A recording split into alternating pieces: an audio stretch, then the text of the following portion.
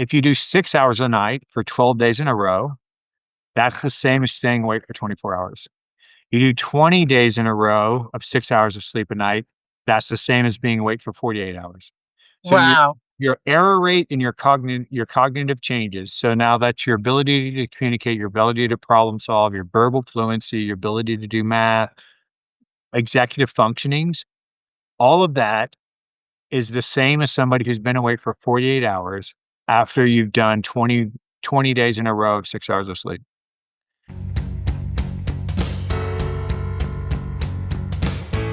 Welcome to the Everyday Epigenetics, raw, real, relatable podcast.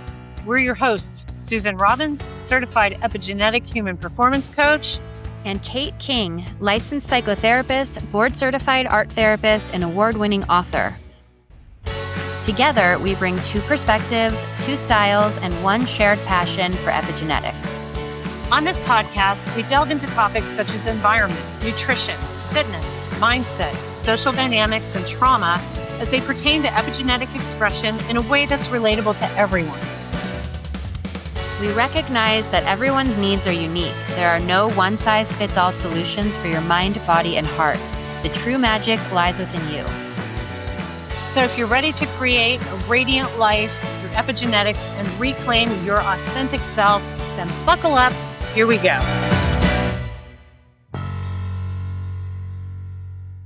Welcome to the Everyday Epigenetics, raw, real, relatable podcast. You just have me today interviewing our guest, my dear co-host, Kate. She had knee surgery, so she's out for the day. So I'm taking over, and I have to tell you that this is one I am super excited for. I have wanted to get this man on here since I first heard him 5 years ago. We are going to be talking all things sleep today. And every single one of you should be turning this podcast up and sending it out to everybody, because probably, and I'm sure he'll correct me on this, but probably 80% of you are deprived in some way of sleep or getting crappy sleep quality. He says that there is nothing that sleep doesn't impact. Buckle up. I've got Dr. Kirk Parsley with me today. So Kirk, I'm going to read some of his bio just so you know who he is, but I'm going to have him start when we go here with his story, because when I first heard his complete story, I just, like, my jaw dropped, how he's gotten to where he is and what he's done for some of the people that are the most elite in our country. And now he's wanting to do this for average people. So Kirk completed Navy SEAL training at the age of 19, served on SEAL Team 5 in Coronado, California. He ended up going to medical school. And then after internship and residency, he returned to the SEAL teams as the physician for the West Coast SEAL teams. He was tasked with helping the world's most elite warriors optimize and maintain their performance after 8 years of sustained combat. And it was during this period that he noticed a significant gap between, quote, healthcare and, quote, true health optimization. Due to limitations and restrictions of medical interventions available in the austere environments with limited medical support, he actually had to develop plans that relied minimally on pharmaceuticals, supplements, or gadgets.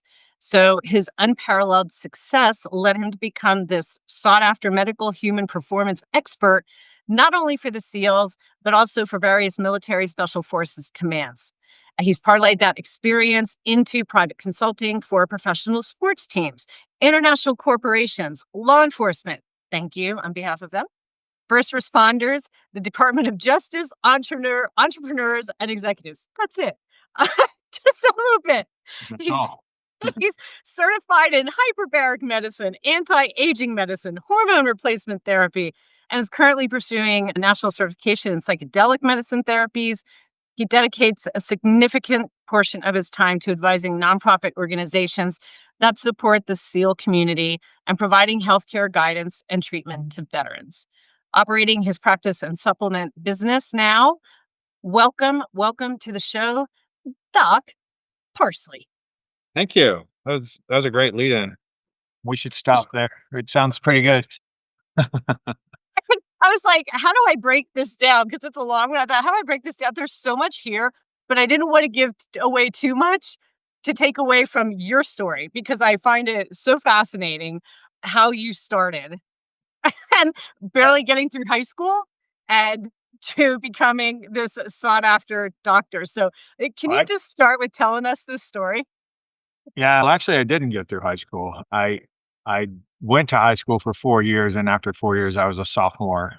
I just made enough credits to be a sophomore after 4 years. I just got a GED and joined the Navy, and actually joined the Navy at 17, but left for boot camp like right after I turned 18. Yeah, as you said, I just wasn't much of a student. I didn't really care about academics. I was a typical boy. I wanted to go do physical, fast, exciting, violent things, and school just wasn't my bag. Everybody always said, if you're going to be dumb, you better be tough. I focused on being really tough and good and hard and strong and fast and all that. Heard about SEAL training, so that sounds. They keep saying it's the toughest training in the world. I think I should be able to do that. I want to go try, so I went and did that. Didn't even really know what a SEAL was at the time. I just knew it was the toughest training in the world, and so I wanted to go do it. And that was like right out of boot camp, Uh, not long after. yeah, so I did a program that had just started called Dive Fair. So the way the Navy always worked before is you could always try out for SEAL training, but just because you successfully passed the test didn't mean you would get to go to SEAL training, because you didn't join the Navy to be a SEAL. You joined the Navy to do something else. And then it was up to your command that was expecting you to say if you could go to SEAL training. So I joined under a program that said if you passed the test, you went to SEAL training first. You didn't go first. You went to A school first, but then before you went to whatever command was expecting you, you got your chance at buds.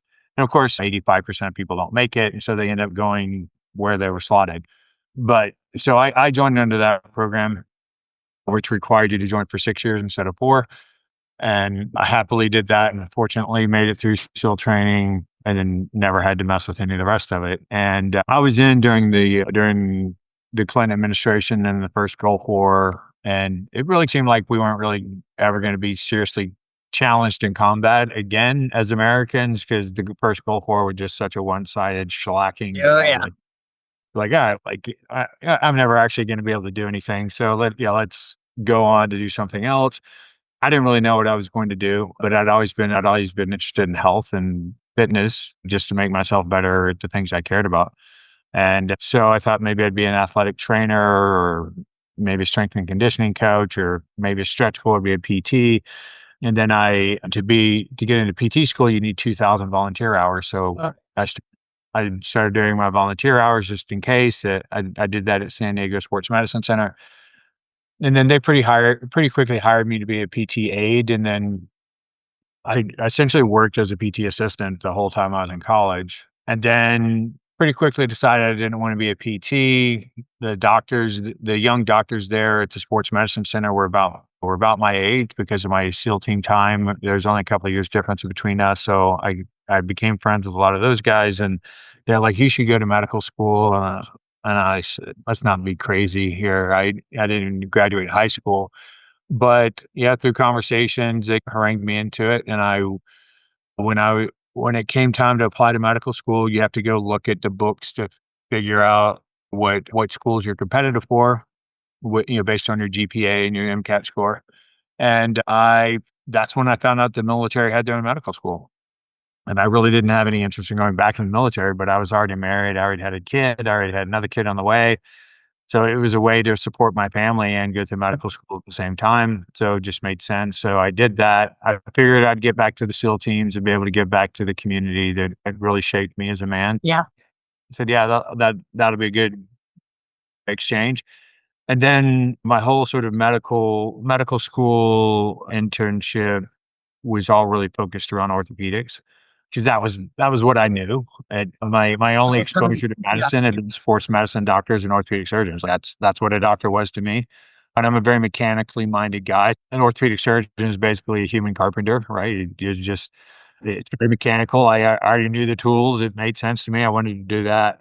But in the Navy, you do your first year of residency, and then you have to go out and do a utilization tour, which is how they keep general practitioners. And in the military. So you do your first year, then you go out for 2, 3 years, and then you come back and finish residency. And so those 2 or 3 years, I went to the SEAL teams, and I I got there right as it was just fortuitous timing. There was the budgeting had come in for them to build their very first sports medicine facility. So it's a Their perfect. first. Their very first, yeah. So everybody would have thought that SEALs had all this great equipment but we had nothing, like nothing. Wow. We had a gym that was maybe 500 square feet. We had You're nothing. kidding. No, Oh my gosh. we had nobody who understood exercise science. We had no nutrition. We had nothing. It was just go out there and work really hard and you'll be good. That was the mindset. Just run and swim and run and do pull-ups and sit-ups and do a bunch of calisthenics and just keep working hard and you'll be good. That's it. Yeah. Like that's all anybody Okay. thought. And honestly, when you're 20, that works. You might just Yeah. stay really active and get a lot of sleep and you'll be fine. But yeah, so I got there in time for that. And so I got to be in charge of building that facility out. And then we just created the same thing that I worked in college, was healthcare mecca, where we had everything. We had podiatrists coming through, we had ortho rounds coming through, we had pain rounds coming through, we had Wow.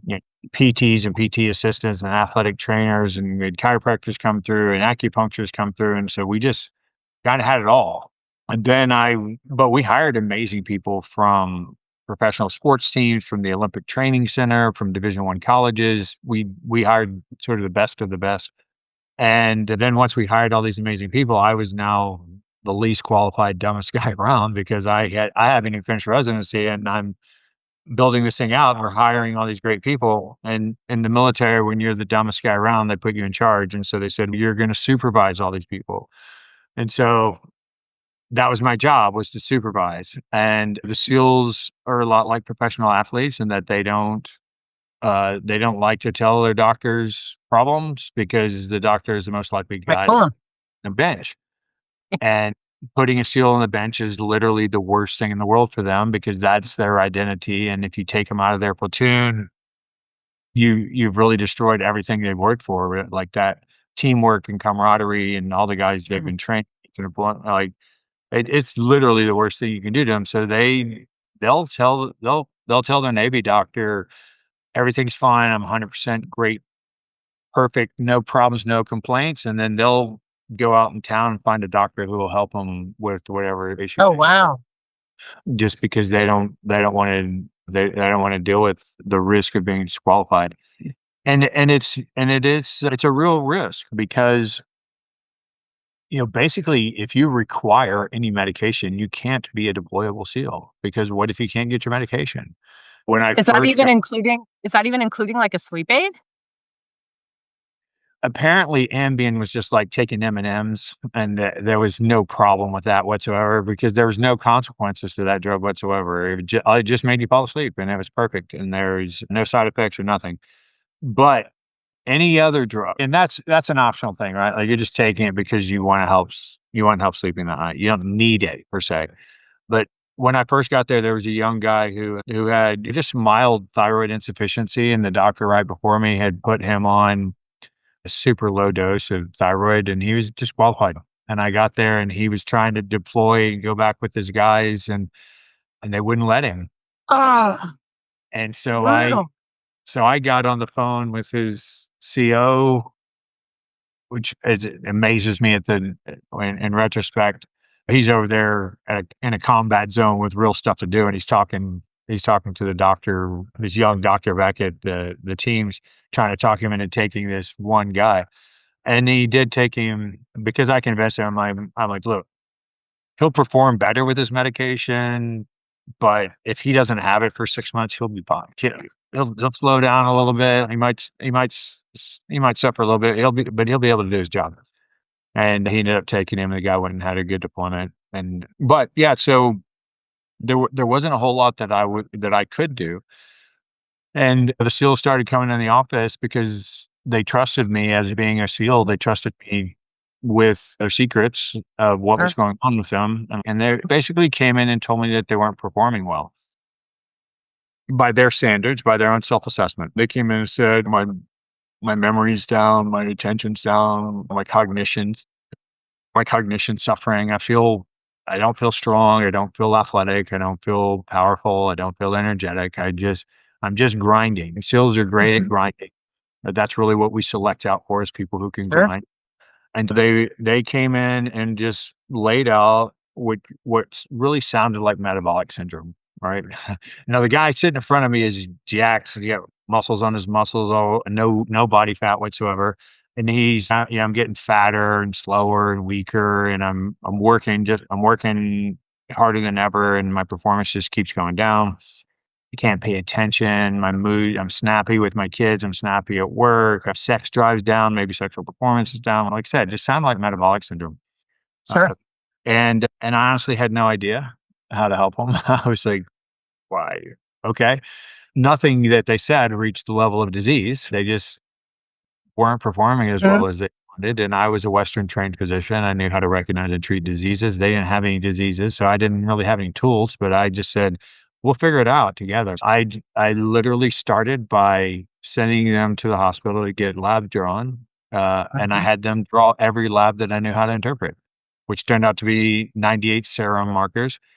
And they go give 17 tubes of blood and get their 98 markers back. And it looked like metabolic syndrome in the labs too. So their insulin sensitivity was bad. Their methylation was high, oxidation was high, inflammatory markers were high, anabolic markers were low. Growth hormone was low, or IGF-1 was low, testosterone was low, thyroid function was low. And I just said, I don't really know what the cause of this is, but I can't give you testosterone. That's what you should. That's all right. That's, as a doctor, that's what you do. That's what you should do. But I'm not allowed to do that. So let's see what else we can do. I knew that it wasn't going to be something I learned in medical school. This wasn't something that I missed in medical school. I knew that this was a different knowledge base. I'd started looking into sort of alternative medicine, and I'd learned a little bit about adrenal fatigue, and I thought maybe 8 years of combat, maybe that makes sense. Maybe that's what all this shell shock was and combat fatigue was, and other wars that people knew existed. And so I started treating along those lines. The military didn't even like me doing Myers cocktails. Like, it was, You're kidding. they told me that was beyond my scope, that I wasn't qualified to give IV vitamins.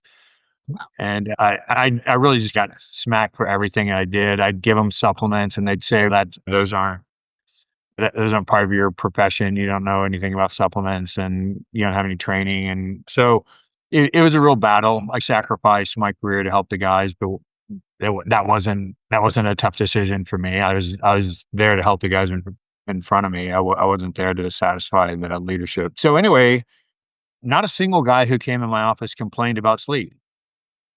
And after I had heard maybe 30 or 40 guys tell me the same story, I was convinced they were coaching each other, because their story was so similar. All their symptoms were so similar.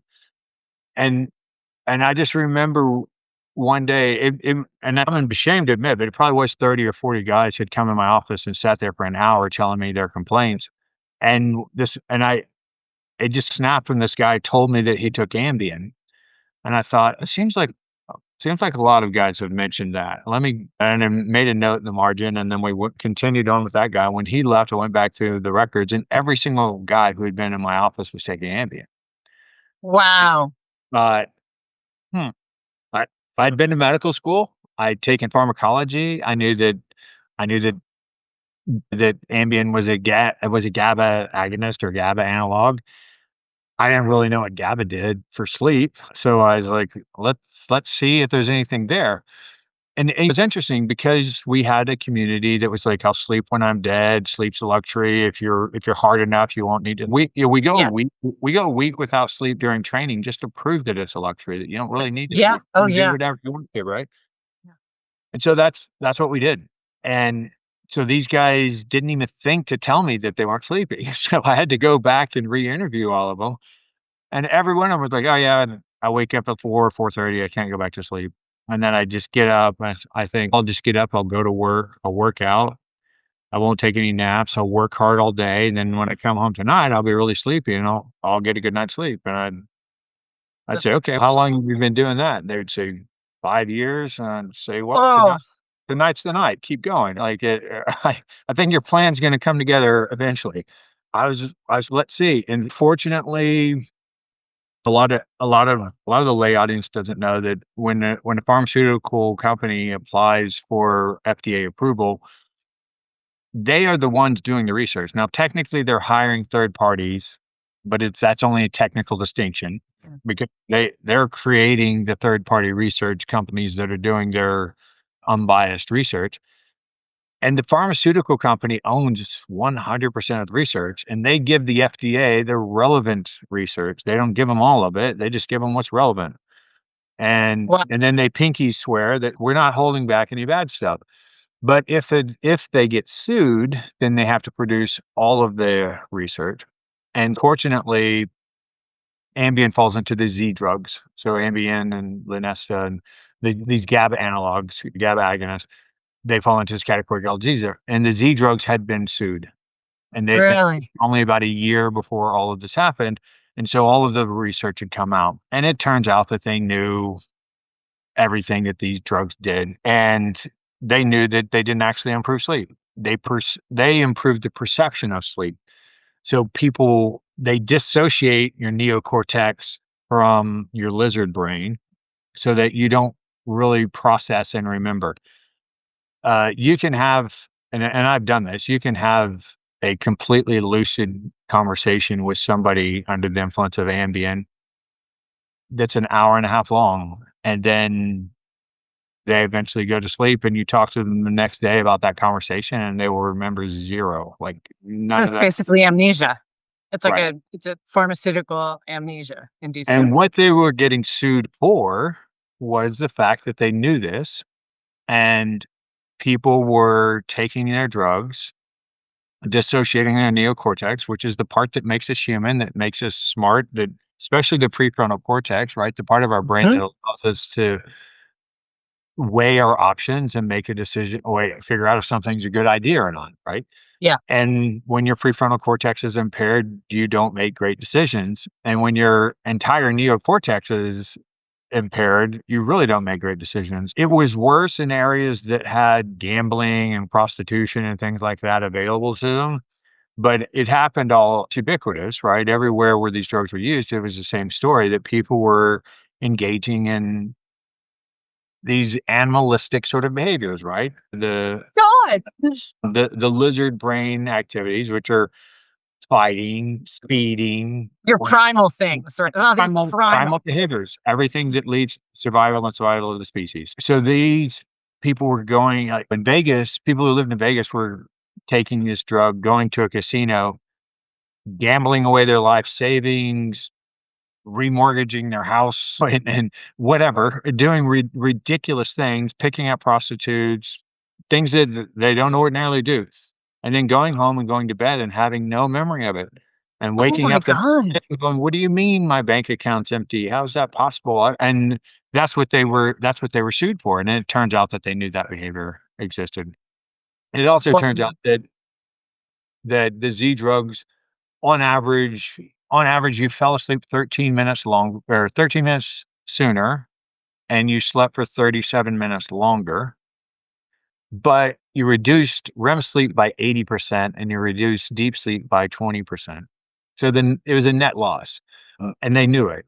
But what it did do is dissociate your brain so that you woke up thinking, that you you had this great 8 night's hours, sleep. but you had dissociated for 8 hours. And so my guess is because of that perception, it probably led to, and I don't know that this was studied. It hadn't been when I was researching this heavily, but my guess is that the perception of sleep probably reduced the stress hormones the next day slightly. And so that if there was any health benefit to the drug, that was probably it. But you're definitely better off not using it. So anyway, the SEALs being SEALs, If one's recommended, two's probably better, and your SEAL, so you probably need three. So they were taking more Ambien than they should have taken, and usually using alcohol as their chaser. Coping mechanism and Right. So they'd come home and have a couple of cocktails with their Ambien, right? Alcohol does the opposite. Alcohol reduces deep sleep by 80% and REM sleep by 20%. So when I sent the SEALs in to do sleep studies after I discovered they were all using sleep drugs, I sent them in to do sleep studies, and every single SEAL that I sent in to do a sleep study came back with 99.9% stage 2 sleep. No, no traceable REM, no traceable deep sleep. wow, and that's all your restorative sleep. Because we'll go Right. and we'll And if, hang tight, and if, people, because we're going to get to all the cycles and everything. and so when you talk to a sleep scientist, a sleep doctor, a sleep researcher, they would say that's not possible. You couldn't survive that. You need deep sleep. You need REM sleep. It's not possible that they could have been doing that for any sustained period of time. But like everything else in medicine, that it's wrong. There's a lot of things that people can survive that medical science will tell you is not survivable. And now they weren't thriving. They were definitely Sure. backsliding. But these were young, exceedingly fit, exceedingly motivated, exceedingly disciplined men who could compensate to a much higher degree than the average population could. And even they were falling apart. Even they were suffering and struggling. Yeah. So I basically said, let's see what happens. I don't know how big of the impact is because I still didn't know that much about sleep. I was learning at the time, and it was a really steep learning curve. And I got to study with really good people. There were lots of very generous people that helped me accelerate my learning on sleep and the impacts of sleep and wellness on wellness, health. Before I even knew a whole lot about that, I said, let's see what happens when you get guys off of Ambien. And so I just did very traditional stuff. I'm not educated on herbs and Mm. naturopathic things or anything. So I did basic research. I did things like Cochrane database and NIH PubMed. So it wasn't anything esoteric. I just said, what supplements help with sleep? And why? So I came up with a combination of supplements. I didn't even really know why these supplements helped with sleep, but I was piecing that together and I was like, let's just use these six because they seem to work. And then with the help of the SEALs who were very disciplined and they're great patients and they would report back to me daily or weekly or whatever. And we figured out the dosages of everything. And then we said, all right, we'll use this instead of Ambien and get people off of Ambien. Yeah. Now, some guys had been on Ambien for 5 years or something. So I would convert their Ambien to a serum. And so 10 drops would be a full dose, and I'd have them go down by a drop a week. So then it would take roughly 3 months to get them to where they're not taking any Ambien anymore. But we started the supplements early.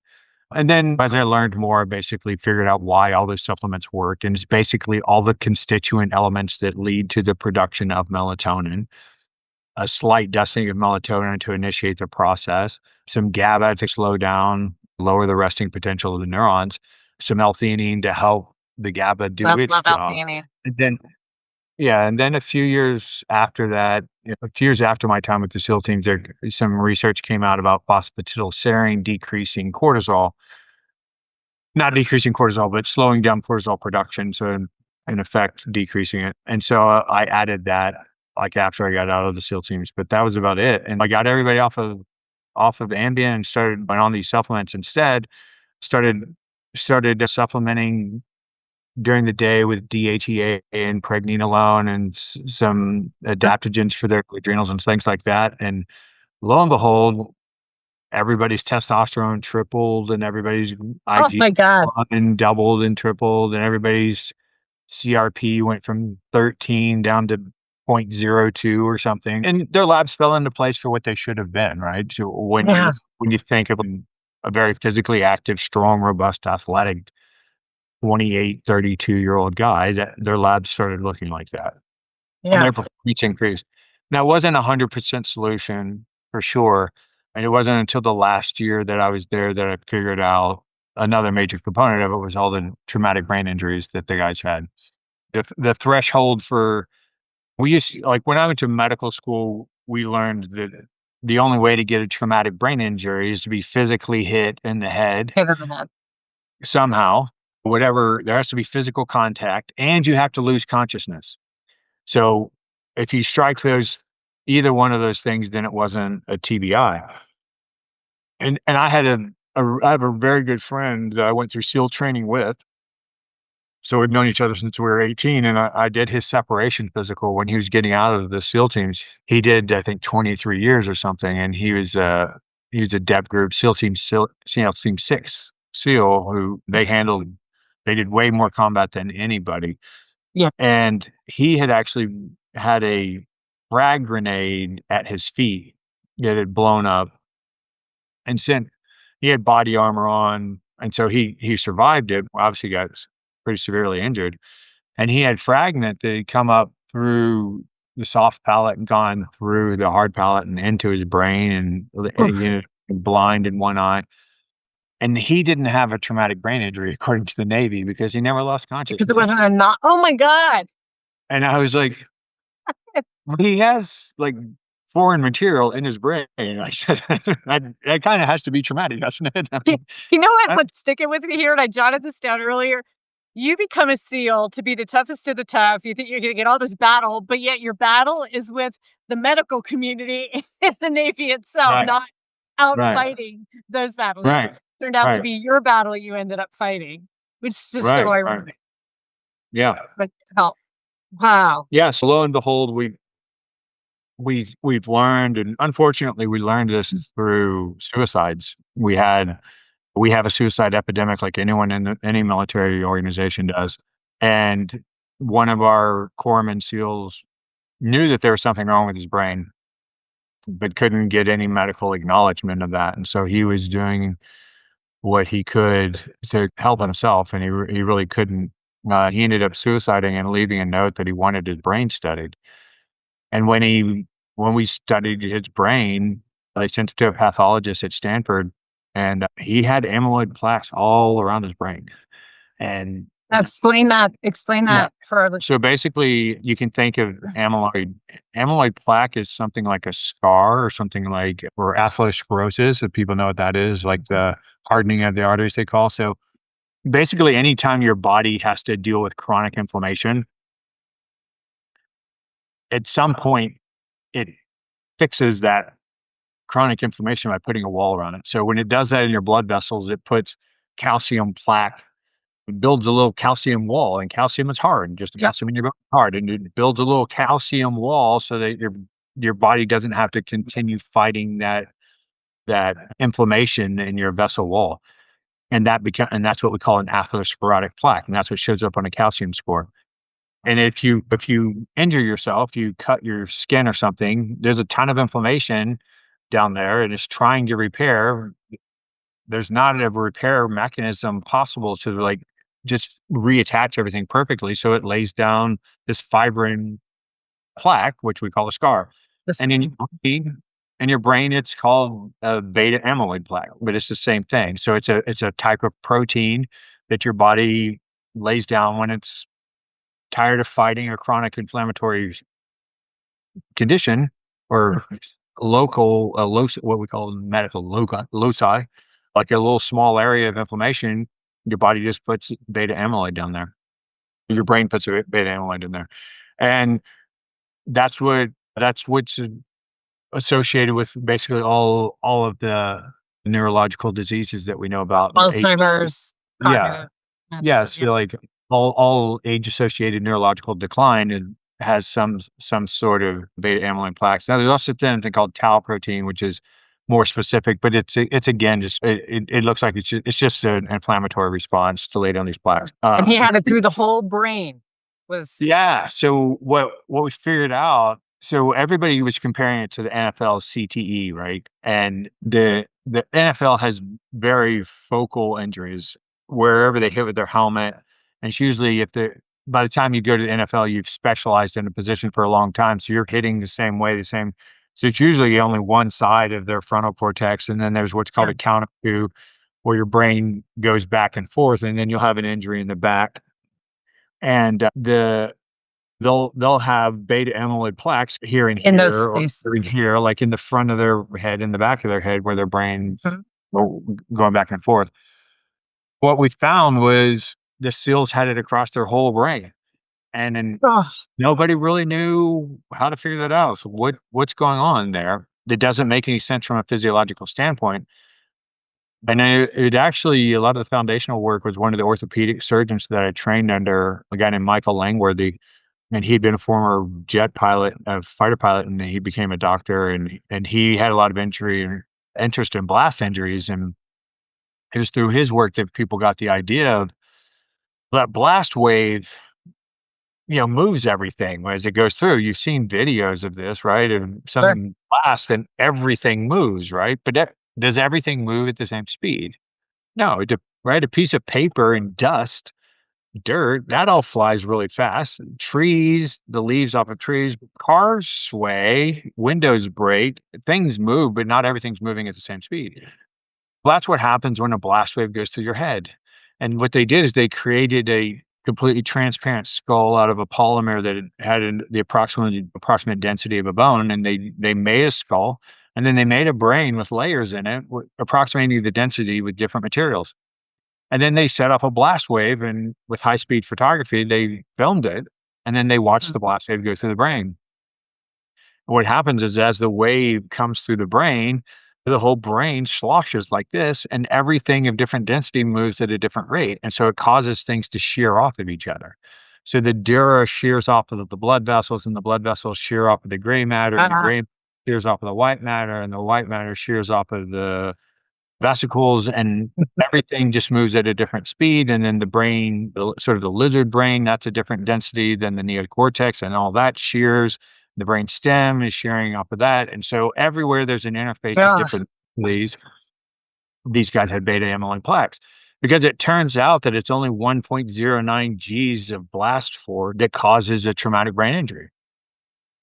And if you have guys simulating taking over a building or something, they come through and guys going this way and shooting, guys going this way and shooting. If you're inside of a concrete room, every bullet's 30 Gs, 30 to 40 Gs, depending on the gun. All right, how many times have they done that? 11 million, like a billion times they've been through that. They breach a door, the blast charge on the door, that brain injury. They're in the back of a armored vehicle or Humvee or something with a machine gun going. Everybody in there is getting a brain injury a mild brain injury with every bullet being shot. Our anti-tank weapons, called Carl Gustav, the guy shooting that experiences 200 Gs of force going through his brain. The guy spotting him gets it worse. He is also taken it. Yeah. Wow. And it's a terrible. We came up with all this equipment to protect this marshmallow. The marshmallow still gives the equipment can handle a lot more than what it's protecting, right? That's of course the design of it, but there's still a consequence in it. And so that, anyway, the point of a long tangent is traumatic brain injuries cause inflammation in the brain. Okay. Yeah. The skull doesn't move. So when the brain swells, it increases pressure inside of the brain, and it decreases blood flow inside of the brain and decreases cerebral spinal fluid flow, and it causes more tau proteins to be laid down as well, because it causes inflammation because you aren't flushing out waste products. But that increased pressure affects the brain, and your brain is the master regulator of all of your hormones, whether it's anabolic hormones or stress hormones or appetite related hormones. It doesn't matter. Like, all of your hormones are regulated through your brain, and all of that's altered when there's inflammation in there because it's just increased pressure. And traumatic brain injury, you can have an increased pressure in your head from a brain injury for decades and not know it. That's just who he is. That's that guy, that personality.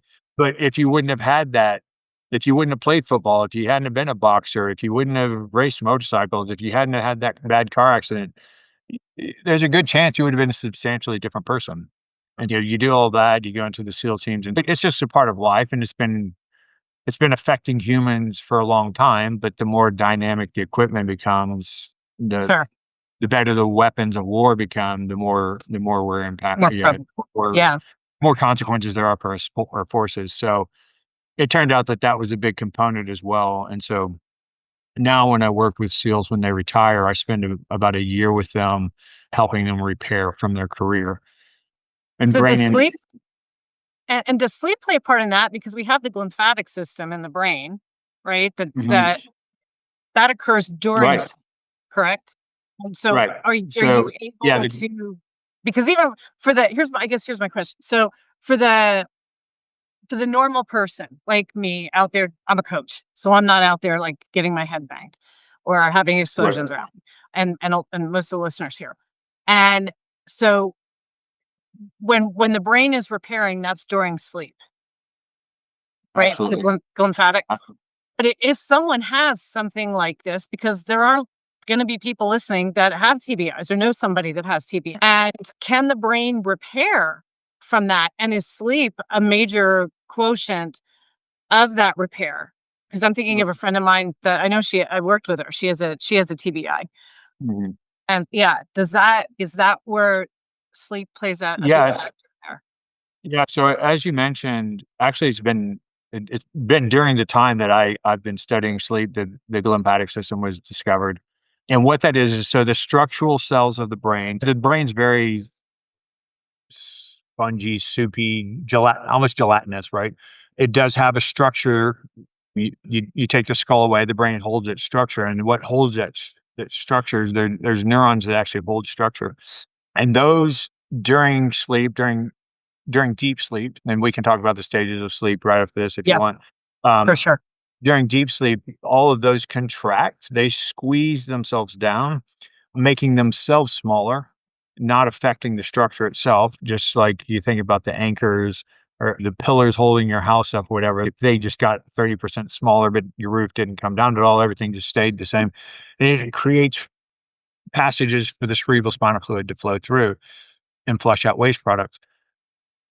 I tell people all the time, the whole world works in fractals, and I won't bore everybody with my philosophy on that. But you look at our solar system and then look at the Bohr model of an atom, right? Like, yeah, it's very similar, right? And you can see fractals in nature all over the place. And our and we are really a fractal of a single cell, right? Because you think, Yeah. We're all energy. what does a single cell do? A single cell has a eukaryotic cell, so a mammalian cell, a complex cell. It it breathes, it takes in oxygen, right? It takes in nutrients. It does work, it produces energy, produces heat, and then it produces waste products, right?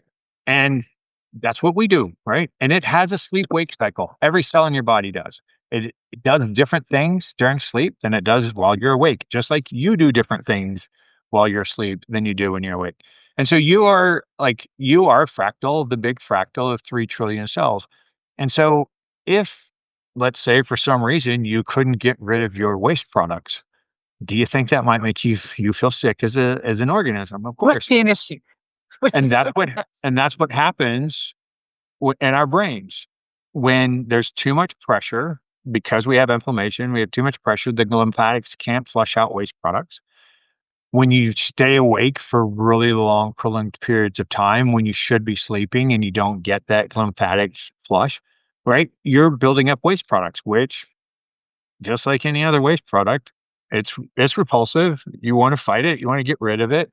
And so your body creates an inflammatory response to that waste product. And that's what detoxification is about, right? The toxicity of any cell is just the waste product of a cell. Then there's lymphatics in our body and there's Mhm. glymphatics in the brain In the brain. to move that. And when either one of those aren't working well, you build up waste products, you build up toxicity, and then that toxicity in the brain starts affecting the brain. And inflammation begets different cell signalers, and as you well know, leads to different genetic expression. The epigenetics of everything changes. And of course, hormones are the master regulators of epigenetics. Oh, yeah. And I And know so, there's a lot listening around right, hormones right now, so listen up, men and right. women. What the first place to start looking when your hormones are off, and also the cycles, like, with perimenopause, menopause, Right. everything changes there. So it's not just about, "Let me get some more hormones." You have to adjust lifestyle that you have to Absolutely. adjust sleep and foods and everything else in this lifestyle and stress because your body's stressed differently. But like you said, sleep is a key component because there's nothing that it's not affecting. And it's the worst any sales coach will tell you the worst sales pitch is that my product fixes everything. But it is true with sleep, right? Yeah. All of your repairs done while you're all of your repairs done while you're asleep. And I can't that I shouldn't say it because then people say he's inaccurate. Let's say approximately 95% of all repairs done while you're asleep. So during your sleep wake cycle, being awake is basically catabolic, right? So there's anabolic means we're taking small, simple things and we're building big, complex things. An example is amino acids from your food go into a muscle and you build a muscle out of amino acids. Those amino acids become proteins. Those proteins become muscle fibers, structures, and you can build muscle. That's anabolic. You think of anabolic steroids that build muscle. Anabolic steroids. Yeah. Catabolic is the opposite. You starve yourself, you go on a 3 or 4 day fast, is fashionable these days. And what happens? Your body needs amino acids. You're not eating any amino acids. Where is it going to get amino acids? I know, from the muscles we built. Let's break those muscle fibers down and turn those into amino acids. That's catabolic. Being awake is catabolic, essentially, right? When you go to sleep, it's the anabolic time. It's when everything is being replenished, restored, and repaired. When you first go to sleep, stage one sleep is that when things are just a little weird, you're still somewhat aware of your environment, but you're just processing things a little differently. Mhm. Yeah, you know that sensation, that's stage one. Stage two, you're properly asleep, which essentially just means that your sensory is the best metric that we have to objectively say that somebody's asleep is none of their sensory input is going into their brain. It's not registering. Your eyes still see, your ears still hear, everything still works. Light, touch, pain, cold, hot, cold, hearing, taste, vision, everything still works. You just aren't paying attention to it. That's really what sleep is to objectively measure. And then there's some obviously brainwave changes that we can measure. Mhm. And you go into deep sleep, and that's basically the slowest brain waves, right? Or theta and delta. Mhm. And those brain waves states aren't producing anything. Those are indicative of something. That's what we can measure. We measure them, go, oh, deep sleep because these things Yeah. are happening. You're in that brainwave state. And we call that deep sleep. And you go into stages, that's also called stages 3 and 4 of sleep. Theta is 3, delta is 4. And then you stay in there for a certain amount of time. And what goes on during that time is your immune system, which is the system that's fighting off parasites and bacterial and viral infections, is the exact same system that's fixing your sprained tendon, your sprained ligament, your overused muscles. It's the repair system. So your immune system is your repair system. Same thing. It's the same cells, the same chemical signalers, different ratios of them to do different things, but that's essentially it. You aren't using fibroblasts to lay down fiber when you're fighting up a virus, so you get different cell signalers, but it's still part of the white blood cell system, right? So Sure. it's still part of the immune system. So when you go when you go into deep sleep, the very first thing that happens is your brain starts measuring your hormones. And it starts rebalancing your hormones, and it's rebalancing your thyroid hormone and your testosterone and your growth hormone and it's doing it by secreting other hormones or pro hormones. So use menopause as a good example. A perimenopausal woman has a low estrogen level, right? She Mhm. goes to sleep. She has low testosterone as well, obviously. Oh, yeah. But wait, she probably lost that around 35, and she's not as aware of that. But when the estrogen is low, the brain's, "Oh, estrogen's low." Well, the brain needs to secrete from the pituitary luteinizing hormone that will cause the ovaries to produce more estrogen, so it will be where the brain wants it to be. And then it measures it again a few minutes later, and a few minutes later, and a few minutes. This isn't working. More luteinizing hormone, and then that luteal surge is what causes that hot flash, and which Hot causes flash. yeah. And so that feedback system is going on in our body all the time. And luteinizing hormone for women causes the ovaries to produce more estrogen, but it causes the testicles to produce more testosterone. So it's the same system in men and women. There's slight variations, but it's really the same system because a testicle and an ovary are really the same thing. Embryologically, one slips outside of the body, the other one stays inside of the body and gets wrapped around some tissue wrapped around it to convert testosterone to estrogen because an ovary actually produces testosterone and all gets converted to estrogen. And so it's the same feedback system. And we do that with ghrelin, and we do that with which regulates our appetite. We do that with Yep, leptin, appetite. which regulates our Anxiety. fat storage. And we do this with thyroid hormone. And with the thyroid hormones too low, we secrete TSH, thyroid stimulating hormone. We do it with our adrenals, ACTH, adrenal corticotropin hormone. And our brain is rebalancing everything and we're repairing everything. And we're also restocking the shelves with nutrients, right? So we have to flush all the waste products, ramp up the anabolic hormones, which then can bring nutrients into cells, and we can repair glycogen stores, and we can repair whatever proteins we need to. And basically, the whole reason I'm going to go to sleep tonight is because I need to repair everything that Everything you did.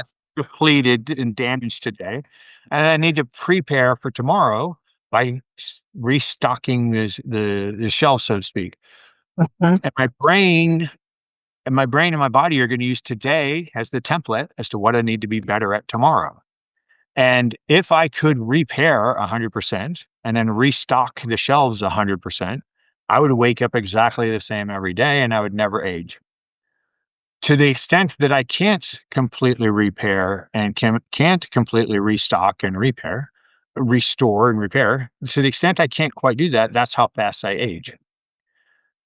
When I'm younger, my repair systems are better. I have more blood supply, I have more lymphatic flow, I have a better nutrient More the supply. My hormones. cell membranes function better. My epigenetics are better. My genetics are better. I don't have as many SNPs. I don't have as many genetic errors. I don't have as many damaged cells, whatever. So my repair works a lot better when I'm younger. And then the older I get, the more we mistranslated that, mistranscribed that. This got damaged, that got scarred. We laid down some beta amyloid plaque there. We put down a scar there. We had put some calcium there. So everything doesn't quite work as well. I don't repair it quite as well as I did when I was younger. And so I age. And then the more that accumulates, the faster, and the older I get, the more that's accumulated, and I keep aging progressively faster. And that's essentially what aging is. You know what's funny? I have a true diagnostics test, epigenetic aging. I've had it for a year. My sleep, I had a chronic back injury. It was like a stuck SI joint that kept me Yeah. awake for it was at least 6 months. Nothing, I went to everybody. Nobody could fix it. And then after that started going away, then my sleep cycle was so off. My cortisol, like everything was so off. I've had that kit sitting in there because I thought, how much am I killing myself from Right. because of lack of sleep? And I have podcasts I did over those months that I look back and go, I must have been like a zombie talking to people. I had to write everything down because I couldn't think straight. I was in tears. It was very emotional. I developed the fat. Like, I haven't had back fat in like 40 years. Yeah. But it was just phenomenally scary to me how much. That's one of the reasons I reached out to Brandy and said, I want to get him on here because I knew sleep was important, but to be have that insomnia that chronically, and I'm not Yeah. young. What a difference that made in my life to where I just couldn't comprehend things, memory, like you're saying, all this. Now that wouldn't physically build up any of that amyloid plaque in my brain, would it? That Yeah. kind of stuff? Is it in? Okay, so now Yeah. and I'm an ApoE4, so I knew that all of this is so. Finally, the back stopped now, and then I tried some different supplements, worked my food a bit differently because I'm pretty damn dialed in. Now I'm super dialed in, and my whole body's changing. I feel like alert, aware, but it scares the crap out of me. Did I do enough damage in that probably 7 to 8 month period? And the other thing, because we'll talk about that after we do sleep cycles, but is the stress. It's all stress. That was physiological stress. I had a lot of other personal stress too. that all of this just takes such a toll. And when they say stress kills, this is one of the ways it kills is by not allowing you to sleep. It It's really is. actually, Oh, it's actually the primary way. I was just telling you that sleep is the most anabolic period of your life. yep. That is not that's not a small delta. It is by far the most anabolic period of your life. The difference being, think of you think of all the anabolic hormones, the things that are promoting growth and repair. Mhm. All of those are peaked while you're asleep. The lowest stress hormones you will have in any 24-hour period is deep sleep.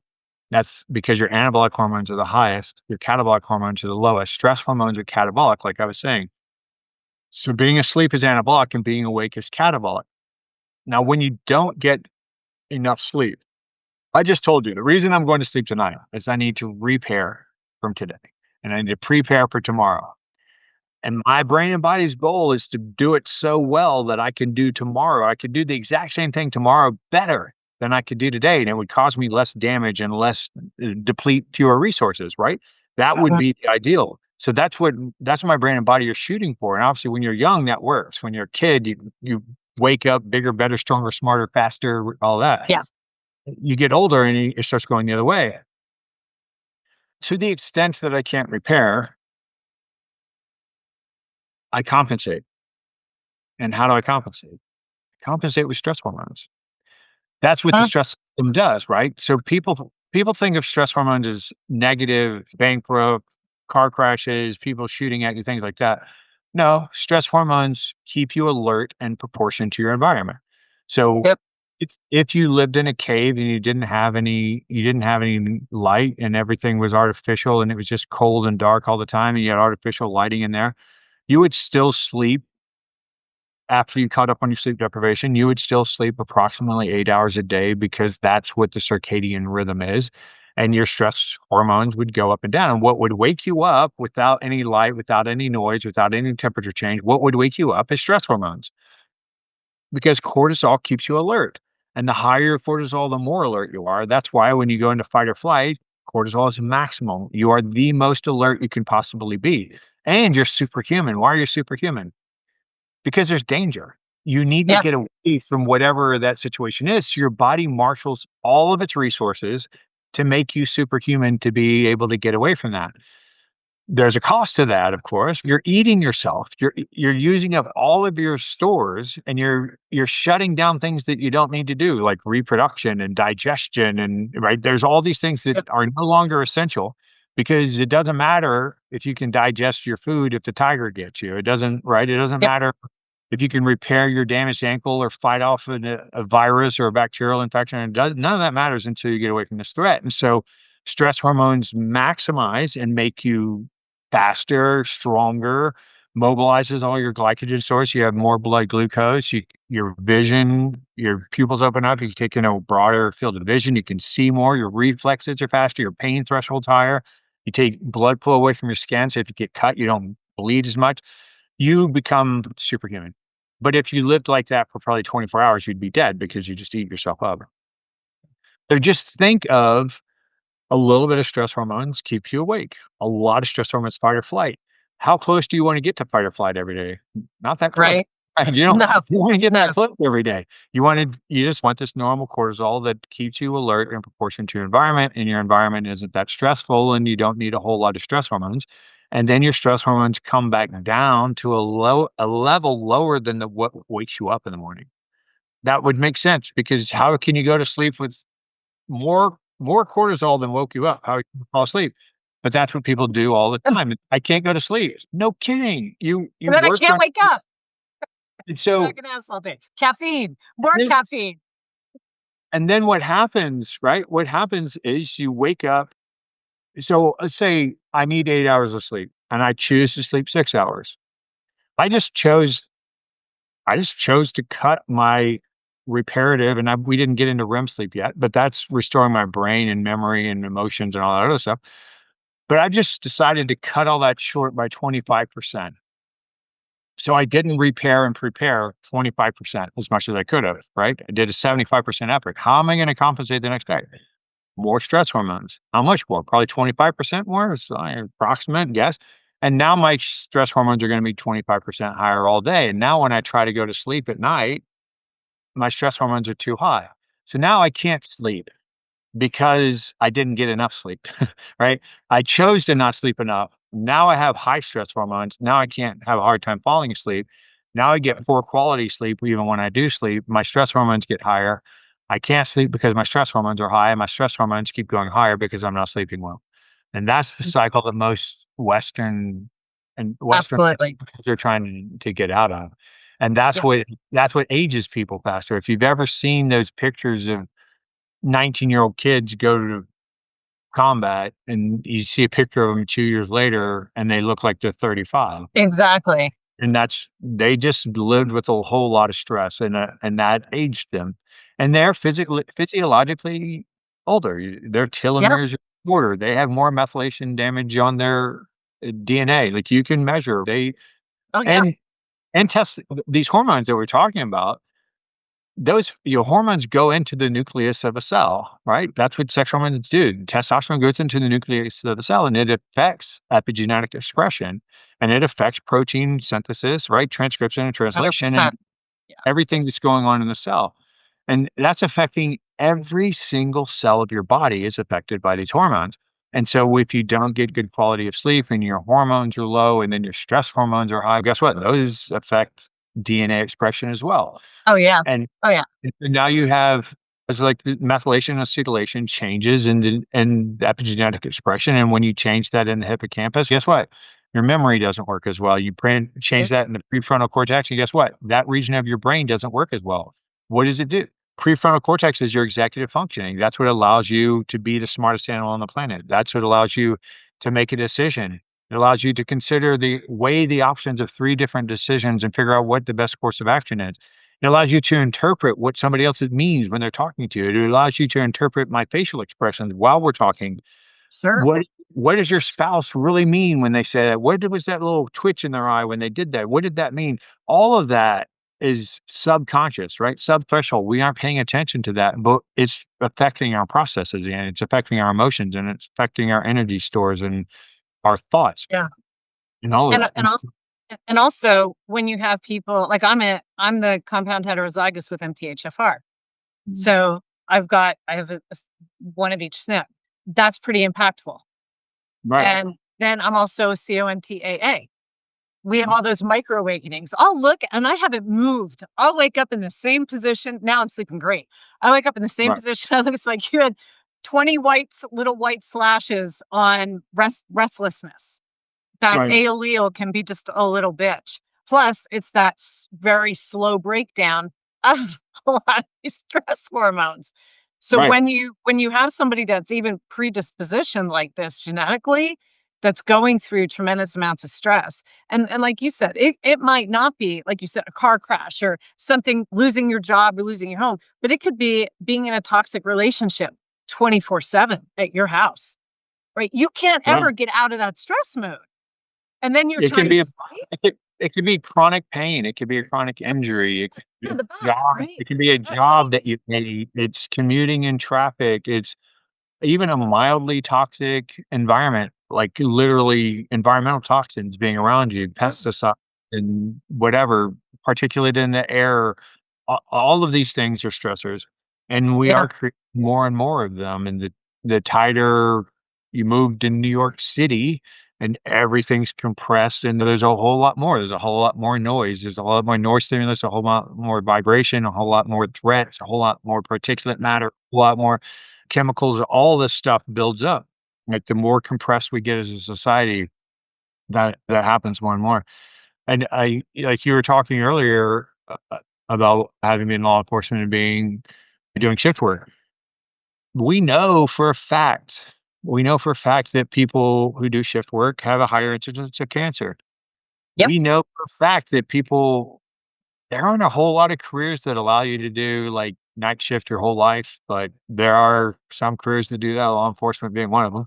We know if you do night shifts for a career, you die 16 years younger on average. oh, yeah. Oh, yeah. Yep, I mean, That's a big delta. 16 years? Come on. Absolutely. Just by throwing out I the sleep cycles alone. We're not Yeah, meant to be up all night. Those guys, right, remember the last group of guys I worked with, there was one of them, Ernsey, I'm gonna give you a shout out. And he would say, "I'm a vampire. I won't work anything but night shift." You know, yeah. and he was a smoker. Okay. There you go. And I wasn't even into this stuff at that point, because I thought I actually volunteered for graveyards because I said, "I'm a night Right, person. That right, genetically I'm not." So all of this stress that I put my body through, and just never, even when I worked day shift and we were working 12s, I never felt good. I never felt good because I couldn't sleep. And I don't know all the stress or what it was, but the shift workers, it's the worst. And one of the biggest factors also that was affecting when we or they would come home to sleep, and is that eating in the middle of the night, yeah. jacking the blood sugar levels and everything else, because we're not meant to be digesting overnight. So I have clients You that are first responders. I said, if you need some caffeine overnight, do it, but stay hydrated. Have your last meal at 10 p.m., Yeah, but don't eat overnight. And because we see once they start into shift work and they start eating in the middle of the night, and now their sleep is all messed up. They start going insulin resistant within a couple of weeks. You start to see the right, changes happen. So when we stop them from even eating overnight while they're awake, doing these things like you're not supposed to do, the labs start to change. They take off that weight that they'd already been putting on, and they start to feel better, and then they're sleeping better. And I heard you on another podcast say, first responders, go home, go to bed. Don't go to the gym. When you're done, go home, get to sleep, and that's where you wanna start having as normal a day or normal a schedule as possible. And when we got them doing that, you just that was a big yeah, you change. get as much sleep as you can as soon as you can, and that's not what shift workers wanna hear, because that's usually If when they it's spend time with their family, and that's when I see my kids, that's when I see my wife, and that's when I'm like, You'll be a and better person when you see them if you go to sleep first. I've probably done 1,000 law enforcement lectures, and they always want the question always inevitably comes up, "Well, how do I compensate for shift work?" I'm like, "Quit doing shift work." Like, it's not I know it's not a practical solution, but it's the only solution. Yeah. It's it's like saying anything else. I wanna keep taking this action, but I don't want the consequences of it. Yep. I There's don't your know what to example. tell you. You wanna I make $100,000 a year, I wanna keep spending $120,000 a year. It's like, "Okay, I don't know what to tell you other than to not spend $120,000 a year." That's the Yeah. way it goes. And like I said, you're a fractal, right? And so you're just alluding to your digestive tract isn't supposed to be digesting while you're asleep. Those cells are doing different things. It would be analogous to saying, okay, well, you do podcasts now, but because of timing issues, you would prefer to do your podcast while you're asleep. How Oh, would that work? it would be like the 8 months I did them when I wasn't sleeping. Well, no, I'm saying actually go to sleep. Actually go to sleep and do a podcast while you sleep. You can't do it. Can't do But it. that's what we're expecting of ourselves. Okay, my cell, like every cell in my body says I should be asleep right now, but I'm going to go work, and I just overpower the system. And those cells don't know what to do because they're like, we're supposed to be doing this. Yeah. The brain is overpowering us, and we're doing this, and so we're getting these mixed signals. And go figure, the body gets confused, and yeah, there becomes this dysregulation of all of your hormones in your nervous system, and you have all kinds of health problems, and it's not at all surprising. Uh-uh. Ed, one of the most impactful things, obviously, is that increased cortisol. The only way to be awake when you should be asleep is to produce more cortisol. And of course, I keep saying cortisol, but all the stress hormones, so the Sure. catecholamines are included in that. And the way to artificially do that is just to drink caffeine. Caffeine blocks the adenosine in the brain, and that promotes the alertness, but it also stimulates the adrenals to produce Yeah. you release more cortisol and you release more catecholamines.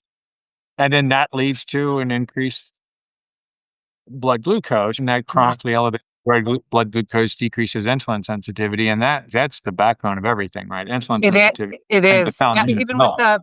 with the Alzheimer's, the ApoE4, that insulin sensitivity is one thing we really want to watch. People think it's just the saturated fat. Yeah, that's a big one. And the alcohol, but that insulin. And what was interesting, I wore CGM for a month in the middle of dealing with all this.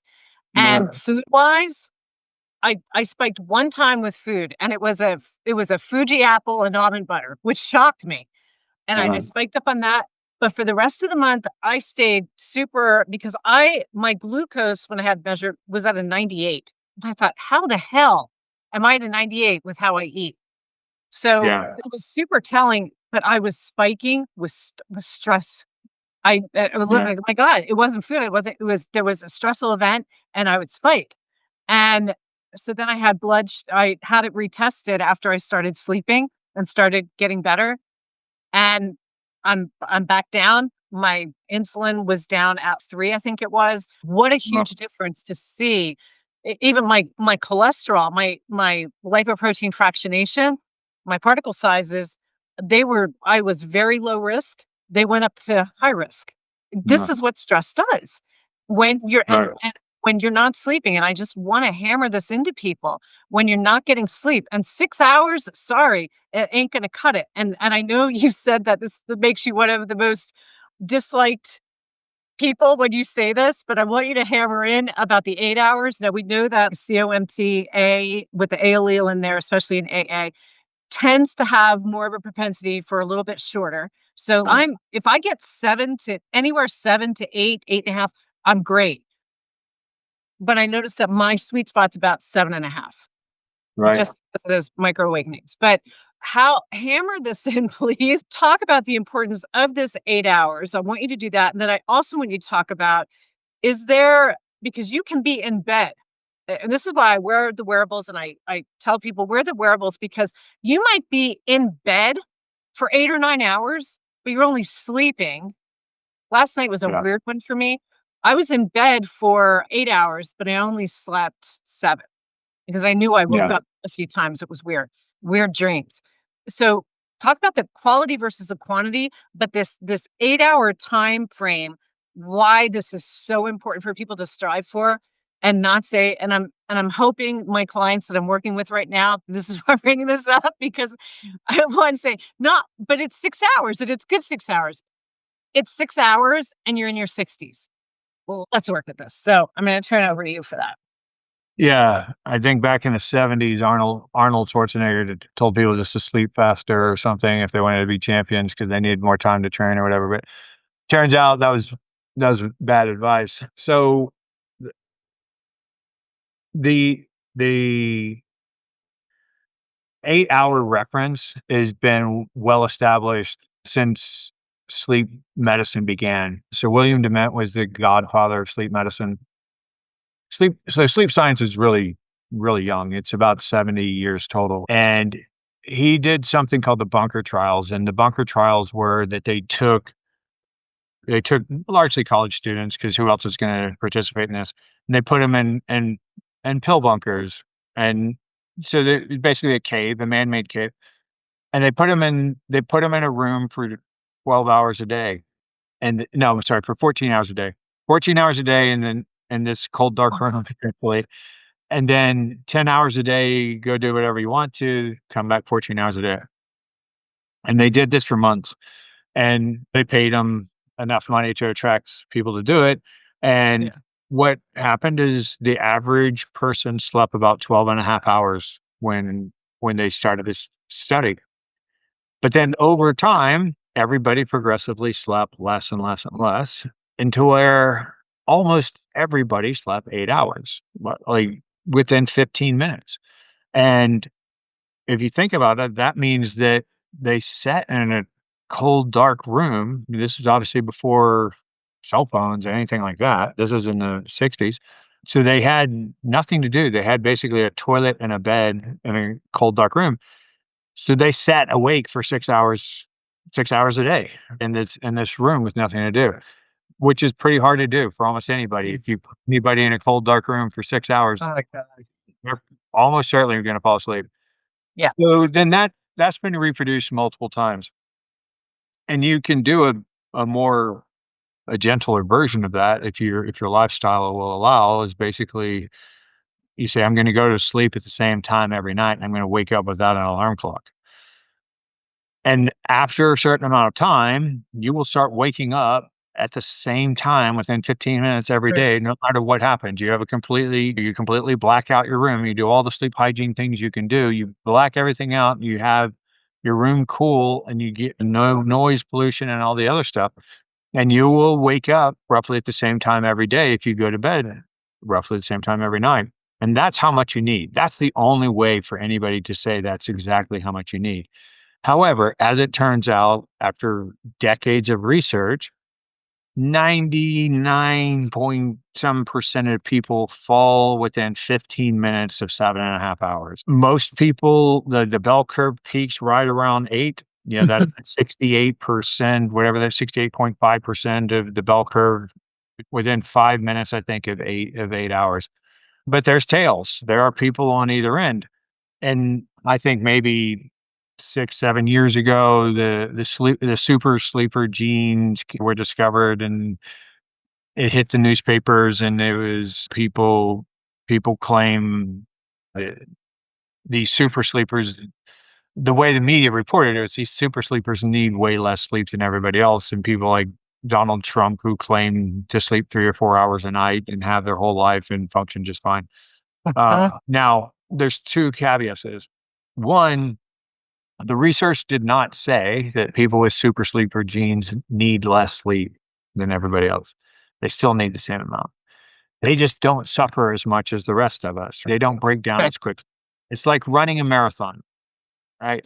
Everybody, if you just made everybody run 26.2 miles, some people are going to really suffer, and some people are gonna be just fine. They're Not gonna gonna just lie. breeze through it and keep jogging. So it depends, right? There's genetic propensity. There's Sure. physical capability associated with anything.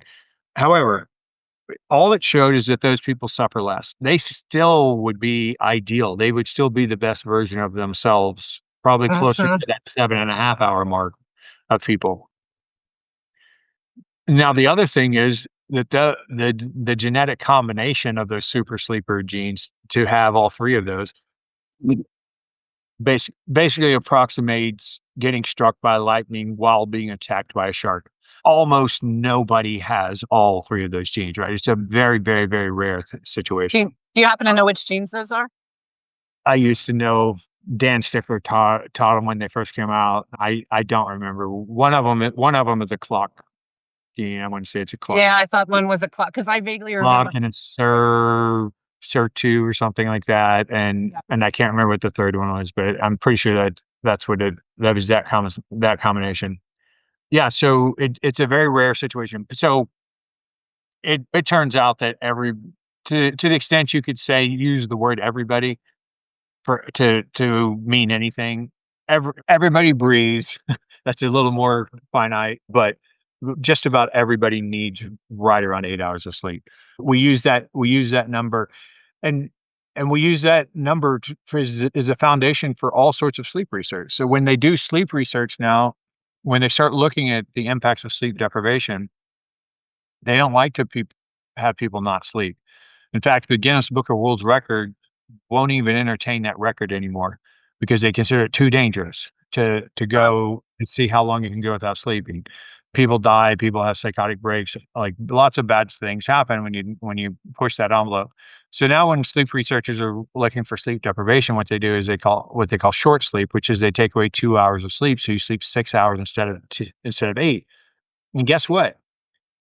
Everybody suffers in the 6 hour group. Every single person suffers it is they're so sure that you will suffer, that is the foundation of their research design, that their sleep deprived people are gonna have 6 hours. Yeah. If everybody didn't suffer with 6 hours of sleep, then they couldn't use that as the foundation. That's the manipulated variable right there. And Do guess do you do you think Yeah. also people don't recognize that they suffer because they're chronic? Right, They so don't know that they're actually suffering. remember earlier when we talked about fight or flight. Yeah. I'm not talking about right after fight or flight, but in fight or flight, Nobody feels tired. Everybody feels very alert and very capable and very energetic because their stress hormones are super high. If you're not sleeping well and you're in a rhythm of not sleeping well and you're going to sleep with high stress hormones, when your body recovers just enough, or when your brain recovers just enough, inflammation goes down just enough, nutrient stores get just enough, your stress hormones are high enough to keep you awake. And so when you travel from deep sleep to REM sleep, you actually go through wakefulness. You go from deep, right, stage 4, you go back to 3, back to 2, through what would have been stage 1, which is being awake, up to REM, and that's a higher brainwave state. It's a faster Mhm. frequency of wake, right? And so when you pass through that, your stress hormones will be high enough, you'll just be like, "I feel awake." I feel And it. Yeah. you do feel awake because though you are asleep with stress hormones high enough to be awake. If your rhythms were in place, if your sleep hygiene were good and you were controlling your stress and your cortisol curves were normal, that would be in plenty of stress hormones to wake you up. So what happens is you're getting a short amount of sleep, but you waking up because you have such high stress hormones that you feel completely alert, and people go, "I feel fine up of 6 hours." And there's actually research on this. If you sleep deprive somebody, and when we say sleep deprive, again, we're only talking about short sleeping, 2 hours. So you short sleep somebody one night, and they did this with the bunker trials, actually. So they did what's called sleep adaptation. You let them sleep as long as they need to sleep, right? Once everybody's sleeping roughly 8 hours a night, and that's been consistent for about 3 weeks, and nobody's sleep is changing anymore, then you start the next phase of the trial where you teach them something in the morning or you test them on something in the morning. So get up in the morning, come here an hour later, and we're going to teach you a skill, or we're going to test you on something that's already your skill. It's already your thing. Okay, that's your baseline. Huh? Now you're going to come the next day with only sleeping 6 hours. And when you show up, whether you're learning the new skill and testing on it, or whether you're testing on your well adapted skill, you will do worse than you ordinarily do. And when I ask you, how do you think you did? You will say, I did worse. I was tired. I didn't get enough sleep. I felt bad. I didn't do as well. And I'll say, you're right. Look, here's the graph. You're getting worse. And then the next day, you come back with 6 hours of sleep. The same thing happens. You perform even worse than you did the day before. And then I say, "How did you do?" "I did worse." "You're right. It's going down." By the 4th day, you will say, "I feel completely adapted to this routine. I think I did as well as I've ever done." And I can show you the graph and go, "Nope, you're actually still getting worse." And you'll say, "Nope, you're wrong." They will argue with the researchers, and they'll say, It's no, right there on no, paper. I failed." So that led to people saying, "That kind of sounds like the behavior of a drunk man." And that led to people comparing alcohol intoxication to being sleep deprived. And now there's all sorts of research that correlates that. It turns out that if you're sleeping if you're sleeping 8 hours a night, that means you're awake 16 hours a day, right? Mhm. So after 16 hours a day, you should be asleep. If you stay up for 18 hours instead of 16 hours, you're operating as somebody who's getting close to the legal limit of not being able to drive a car. Yeah, yeah. And that's established through, like, problem solving, the same type of stuff that you do in a field sobriety test, like your balance and your coordination and your problem solving, your mental Mhm. math, like, count backwards and do the alphabet backwards and walk a straight line and balance and all those types of things, and then you stay awake for 24 hours, and that's the same as a point 1, which is, yeah, like, really, that's Yeah. significantly impaired. You stay Oh, yeah. awake for 2 Yeah. days. You stay awake for 2 days, your problem solving, coordination, error rate, mental math, memory, all that stuff becomes a point 2 or equivalent to a Wow. point level, That's pretty which is significant. like Yeah. you have to be an alcoholic to even be alert and awake at a point 2 blood alcohol level. So it's a significant impairment. And guess what? It doesn't matter how long you practice that. And in fact, that was the argument when that research came out. People said, I don't stay awake for 24 hours, or I don't stay awake for 48 hours. So guess what? If you do 6 hours a night for 12 days in a row, that's the same as staying awake for 24 hours. You do 20 days in a row of 6 hours of sleep a night, that's the same as being awake for 48 hours. So Wow. your error rate and your cognitive changes. So now that's your ability to communicate, your ability to problem solve, your verbal fluency, your ability to do math, executive functionings, all of that is the same as somebody who's been awake for 48 hours after you've done 20 days in a row of 6 hours of sleep. And if you drop that to 4 hours, that all that comes on twice as fast. It's 7 days and 14 days. Wow. That is hugely And different. just like a drunk person, you'll say, I feel fine. You know what you're And talking I've about. noticed it. I feel like I'm doing great. Yeah. And I used to use that metaphor. And in fact, when I did my TED talk, I was like, hey, what if you're about to go into surgery and you saw your surgeon take a shot of alcohol? And he said, oh, don't worry. I never I feel take fine. I never take more than one shot every 4 hours, and my blood alcohol level never goes above 0.08. No, I don't want you at all. But we accept sleep deprivation. That's totally Yeah. fine. Even though we can correlate that behavior and we can say the number, like the number of surgeons that sleep 8 hours a night consistently rounded to the next and expressed as a whole number would be zero. Yeah. Yeah. That's not a part of that profession. And yet Yeah. we accept that behavior. Sleep deprivation is fine, even though we can say his performance is demonstrably on par with somebody who's right at the threshold of being drunk. And we allow that with pilots, and we allow that with law enforcement, we Yeah. allow that Yeah. and we allow that with our first responders, and we allow that with our doctors in the ER, and all of these professions that we just say, oh, that's fine. And we convince ourselves that we're above it somehow. And I've done it. I'm preaching to myself as much as anybody else. Sure. Yeah. That's been there 20 too. years I spent I remember 20 years I sleeping 5 hours a night oh yeah. because I was a I have go-getter. yeah, that's why I think people look at it like, oh, look at them go. God, I wish I could be like them, but I need sleep. When I was in law enforcement, I also got Lyme disease twice. It took 11 years to diagnose, but I had all these crazy symptoms. You want to talk about sleep being off. I couldn't sleep. I had so much pain and inflammation. We didn't know what it was. And I used all of my sick time. I would call off and say, I didn't sleep last night.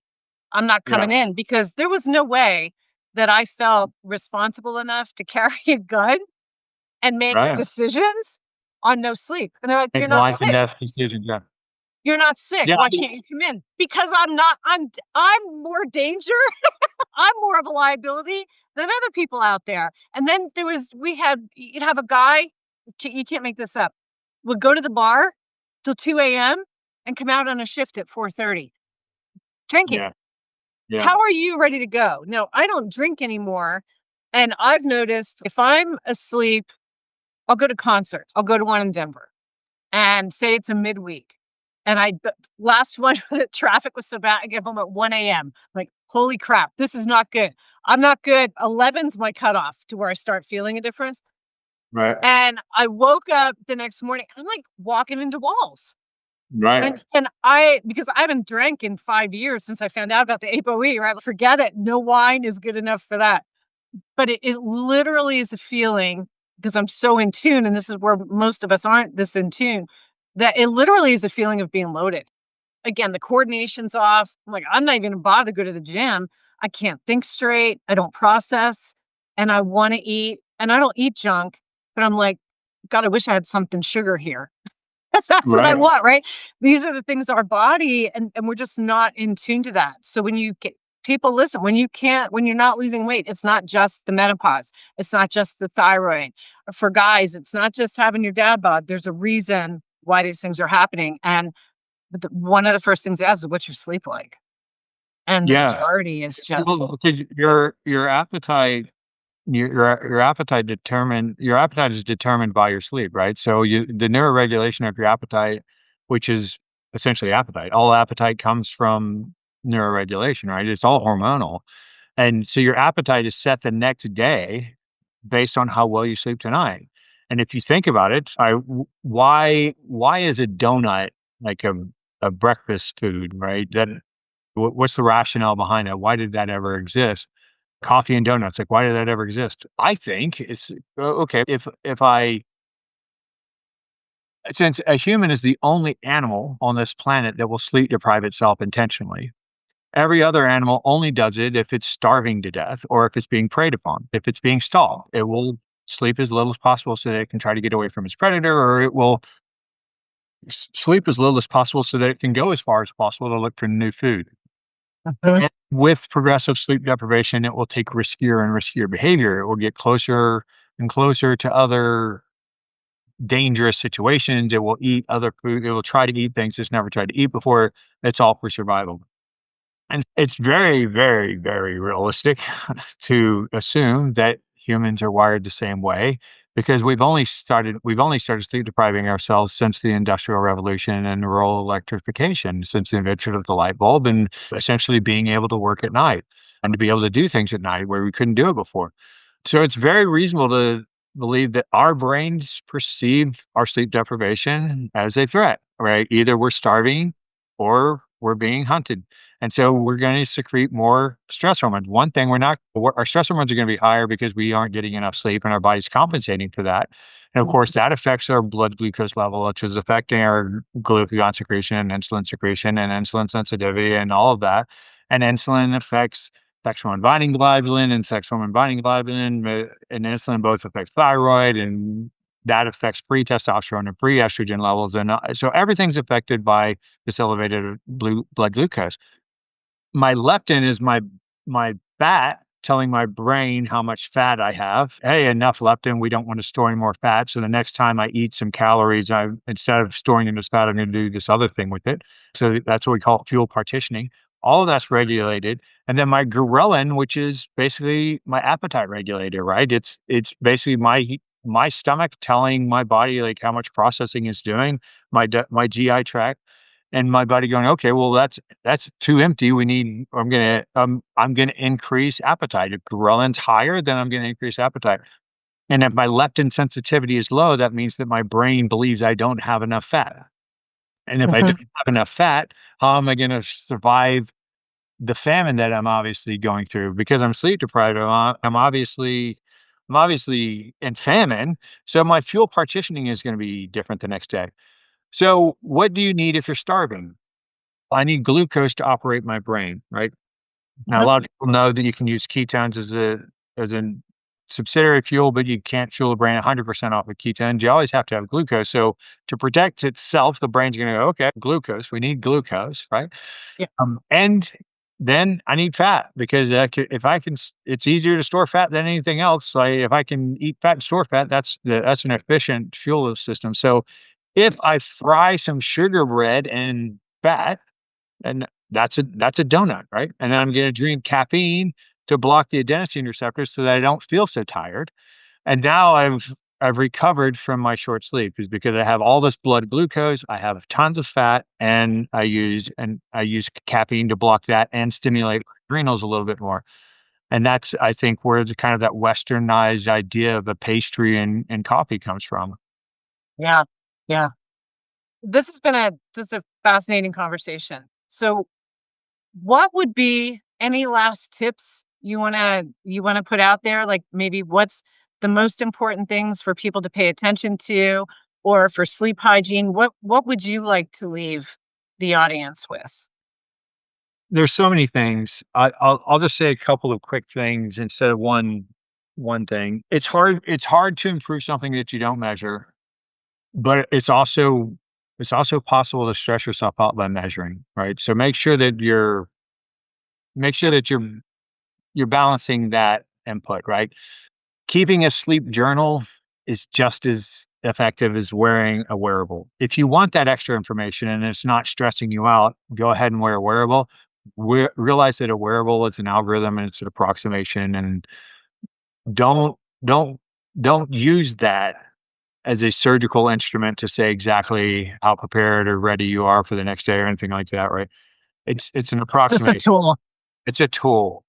It's not the final answer. It's just an approximation.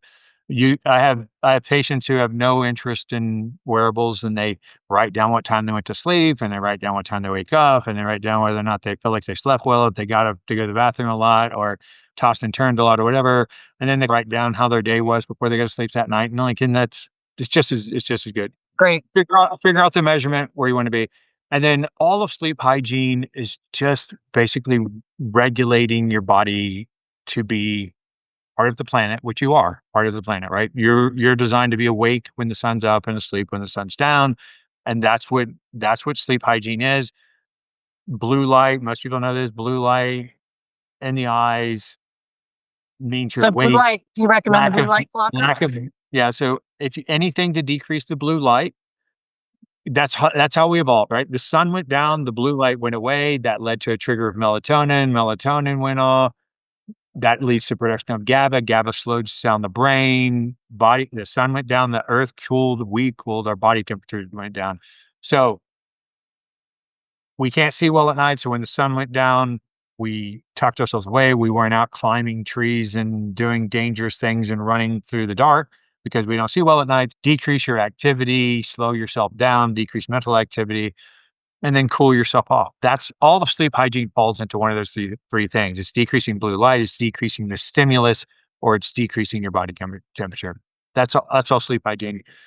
Find your balance in there, but just realize it's simple, right? That's what we do with little kids. Why do little kids have a protracted bedtime?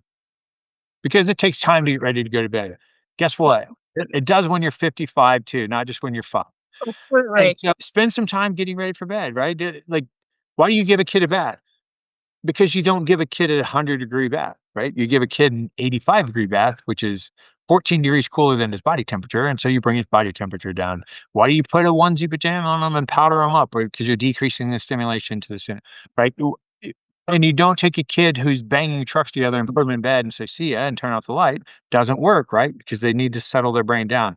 So just think about, what do you do to get a kid ready for bed? You need some version of that. You don't need onesies, and you don't need probably the powder. You need Yeah. you need to, like, decrease the Well, you need to decrease the activity, you need to decrease the light, you need to decrease the stress. You can't wear blue blockers and work on your computer on a stressful work project until 9:59 and get in bed, and yeah, at 10:15 go, "Why am I not asleep yet?" It doesn't work. exactly. And the TV in the bedroom. Sleep and Right, sex, that's it. Get the TVs out of the right. bedroom. You'll laugh at this. Several years ago, I had a client and she said, "Yeah, my husband and I, we go to sleep to the TV. Leave it on." I said, "Get the TV, turn it off." She said, "What are we gonna do?" And I said, "I don't know, maybe get a little intimate." So she Yeah, texts me and she says, "Oh my God, we've been having sex like all weekend yeah. because we turned off the TV." Then Like something else will do it. I Yeah, th then I yeah, get a text message not long after that with a very harsh expletive in there that, "I'm fucking pregnant, Susan, and it's your fault yeah. because you made us turn off the TV." I said, but and Well, I'll never forget that text message when it came in. I said, "I guess if it is my fault, it is my fault." But it's let's connect a little bit more. If you do have a spouse, share that intimate time to bring you down if you get along, right? Could be one of the stressful ones, but that and the phones, like you take them away from the kids, just get it all out and let's have some sense of normalcy like it was when we grew up. You turned yeah, everything off and you yeah, went to bed. We all yeah, slept but better. yeah, and by and large, screen time is stimulatory, but it is possible to watch television and slow your brain down if you're watching something banal, right? If you're watching, you can't watch the Texas Chainsaw Massacre before you go to bed and think you're lowering your stress hormone like that. Now Right, it has to be something relatively sedate, but a lot of people do worry excessively, and they can distract themselves by watching a television show. And if you're watching something pleasant and whatever, I don't have a problem with it, but don't do that in your bedroom, right? Like, to your point, right. Just in the you do living that room and on your then go. couch, or what you do that or whatever in your main living area, and then you go to your bedroom because you want your bed associated with sleep, right? Like you said, sleep and intimacy, and that's about it. Yeah. I mean, And there's so then many and more. you I guess. you do have a sleep supplement, Doc Parsley's Yeah. sleep formula, Yeah. and your wife did send me your website link. And so I know that for you is the best way to reach out or to get your supplement. So if you want to give a plug to your website, and we'll have everything Yeah. in the show Yeah. notes as well. Yeah. In the military, if you have medical training, you're a doc, like DSE, you're doc. Whether you get 8 weeks of medical training or 8 years, you're a doc, right? And then my last name's Parsley. Everybody goes by Parsley. Everybody goes by their last name. So I was Doc Parsley in the teams, is in the SEAL teams, and and they were the guys who harangued. I made it to help them get off of Ambien, obviously, and then they were the ones who harangued me into making it a product just to make it easier for them to get all of the ingredients right instead of having to buy everything separate. Yeah, so if you go to docparsley.com, my product is on there. We have a tea, a capsule, we have a kids formulation, and then but also there's blogs and there's videos, Yeah. educational videos, things about sleep, and there's links to my social media that have a lot about sleep on it and lifestyle and all those types of things. And I think some affiliate connections and things like that are on there. But honestly, I don't spend a whole lot of time on my own website, but it's the best way to get the Right. foundation. Yeah. Yeah. And because I've been in there and there are lots of really good resources. So if you want to delve in some more, go there because it really is a site that's got just some really super information. Now, my co-host isn't here, but she usually asks this question, and I didn't warn you about it ahead of time.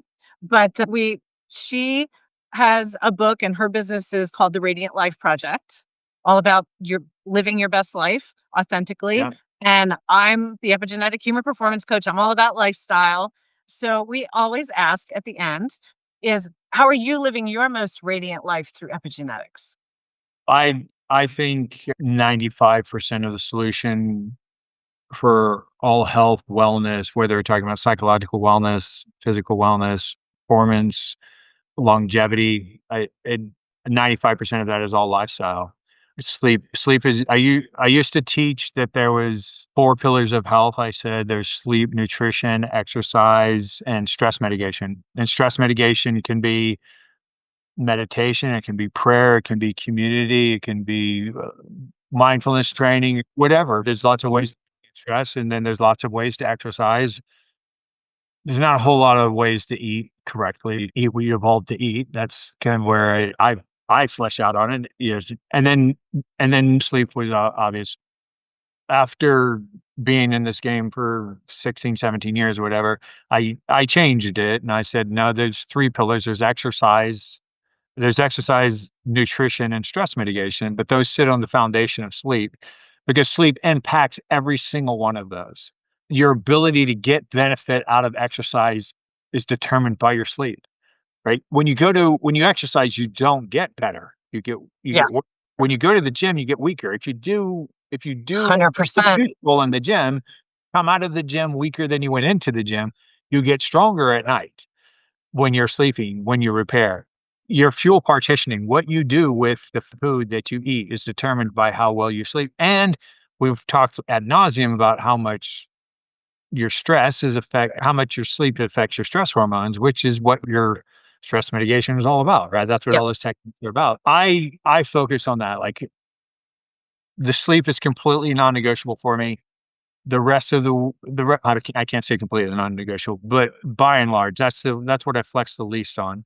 But I'll drive. We do road trips, and I'll drive late and sometimes whatever. But Sure, sure. There's times you have but to. there, but then exercise, nutrition, and stress mitigation. I flesh out around the Pareto distribution on that. Here's the 80-20 rule. If you're doing it right 80% of the time, like that's probably as good as it's ever going to get. And trying to go for perfection is most likely going to lead to more stress and imbalance. And yeah, Yeah. so Yeah, I get love good it. sleep, get out and exercise. You don't have to be an Olympian. You Yeah. just move the way you were designed and evolved to move. But if you have limitations, just move within those limitations. It's not that big of Right. a deal. Like you Just don't have to move. have a gym membership. You don't have to be training for something. Park a couple of blocks from where you're going. Like park at the back of the parking lot. Use the stairs. Wash your own car. Mow your own lawn. Clean your own house. Like just be active. Like you don't Yeah. really have to exercise unless you have performance goals. You just have to be active and move a lot. Move the way you evolved to move, and then just eat what your great grandparents called food. Yeah. Yeah. I love it. If your great grandparents didn't have access to it, then you shouldn't eat it. Yeah. And I love that you practice what you preach. Yeah. Everything we've talked about here, you're like, this is what I'm doing to live my radiant life. Yeah. And know that it's affecting you epigenetically, turning the good stuff up, dialing the bad stuff down. We'll have to. I use all the things. I use supplements, I use peptides, I use hormones, I use hyperbarics, I use all that stuff, but that is 5%. And Yeah, I they're and those tools, right? Those little yeah, and tools. I don't stress about those. If I go away and I don't have any and I don't wanna take any of that stuff with me for a week, for 2 weeks, I just don't, and I'm just fine. I can live the lifestyle. The whole idea is to be harder to kill. If my life is so regimented and so regulated that as soon as I miss my supplement or peptide, I'm miserable, then I'm doing something wrong. The whole idea is to be so robustly healthy that I can get outside of my hormesis, right? Like I get a little too cold, I get a little too hot, I run a little too far, I lift a little too much weight, right? And I keep coming back down to the middle. I keep recovering from these stressors, then I have a broader range of things I can survive. Yeah, Um, I love it. I love you it. know, Thank you. Thank you so much for being so generous with your time. We've been talking for a while, but it's just a good conversation. And it's it's things people don't want to hear, but they need to hear. And now they're hearing it not just from me, so thank you, or just from yeah, Kate yeah. on the mental side of it. They're hearing it from you who really has become an authority on your own. And thank you so much for your service and thank you for serving those who serve. I appreciate you and give your wife a big hug for me. And yeah, so everybody, thank you so much for joining us. Please, please, please, I know this impacted you. Please share this today because every single person can benefit from understanding this about sleep because we all need it and we're all hurting. So get out there, be your most authentic selves, and make it a great day. Thanks for joining us. Thank you so much for tuning into our podcast. If you enjoyed this week's episode, we'd love for you to share it, leave a review or comment, and subscribe wherever you listen to podcasts. Help us get this information out to everyone who could benefit, and we'll keep bringing you the content you crave. You can also check out our podcast site at everydayepigenetics.co and sign up for our newsletter to stay updated on upcoming episodes. The link is in the show notes. If you're interested in DNA or epigenetic coaching with Susan, or Radiant Life Coaching for deep inner work with Kate, our contact info is in the show notes below. Now go and make it a great day and let your most authentic self shine.